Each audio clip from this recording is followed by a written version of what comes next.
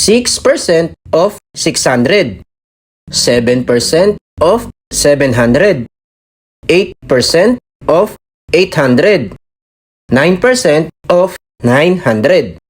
Bago tayo mag-umpisa sa pagre-review, meron tayong logo contest. Welcome po ang lahat na sumali. At syempre, ang gagawa ng logo ay itong channel natin, Ka-Review by Earl. At ang mapipili po natin ay mananalo ng 500 pesos GCash. At siyang magiging official logo ng channel na ito. Good luck mga ka-review!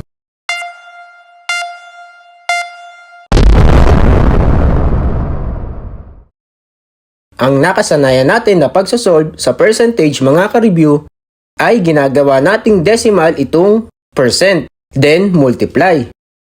Itong 6% gagawing 0.06, then multiply sa 600.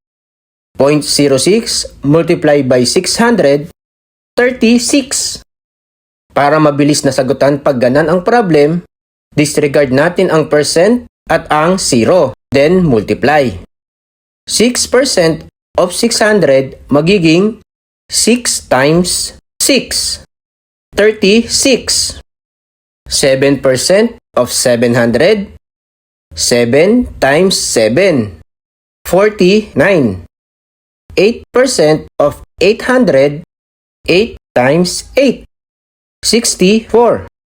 At 9% of 900, 9 times 9, 81.